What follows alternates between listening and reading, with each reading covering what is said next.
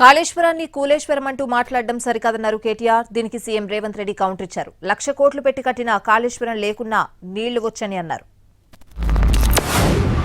మీరు మంత్రులు మీరు అట్లా అనాలోచితంగా అంత ఈజీగా కూలేశ్వరం అని మాట్లాడితే అది మన రాష్ట్రానికి నష్టం. అది అదేదో కేసీఆర్ గారు వ్యక్తిగతంగా ఆయన కోసం కట్టుకున్న ప్రాజెక్టో లేదా ఇంకోల కోసం కట్టిన ప్రాజెక్టో కాదు కదా. మేడిగడ్డ అధ్యక్ష, కాళేశ్వరంలో మొత్తం ఒకటి కాదు అధ్యక్ష. మేడిగడ్డ, అన్నారం, సుందిల్లా 3 బ్యారేజ్లు, 19 రిజర్వాయర్లు, 21 పంప్ హౌజులు, 100 కిలోమీటర్ల సొరంగ మార్గాలు, 1000 కిలోమీటర్ల కాలువలు. కాళేశ్వరం కూలిపోయిందంటారు అధ్యక్ష. దిక్కు ఇదే ముఖ్యమంత్రి గారు మళ్ళా కొండపోచమ్మ సాగర్ నుంచి, మల్లన్న సాగర్ నుంచి హైదరాబాద్కు నీళ్లు తెస్తా అంటారు. అందుకే అంటున్నా అధ్యక్ష అపరిచితుడు. ఎందుకంటే కాళేశ్వరం కూలేశ్వరం వాళ్ళే అంటారు.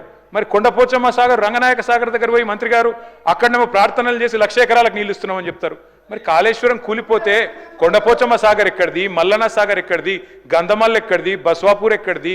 ఇనే ఆ స్వామి మల్లన్న సాగర్కి ఎక్కడి నుంచి నీళ్ళు వస్తాయి? నువ్వేదో పెద్ద చదువు చెప్తారు పార్తే.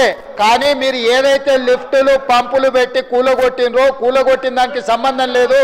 శ్రీపాద, ఎల్లంపల్లి, లేకపోతే శ్రీరామ్ సాగరు, ఇవన్నీ ప్రాజెక్టులు మీ తాతల కాలంలో కట్టిన కాంగ్రెస్ ప్రాజెక్టులు. ఆ ప్రాజెక్టులతోని ఈరోజు మల్లన్న సాగర్ కావచ్చు, రంగనాయక సాగర్ కావచ్చు, కొండపోచమ్మ కావచ్చు, నువ్వు కట్టినవి లేకపోయినా కూడా, నువ్వు కూలిపోయినా కూడా ప్రాజెక్టులకు నీళ్ళు ఇవ్వడానికి ఉంది.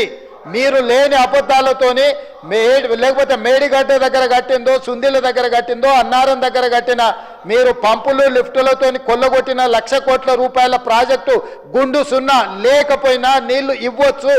తప్పుదారు పట్టించకండి.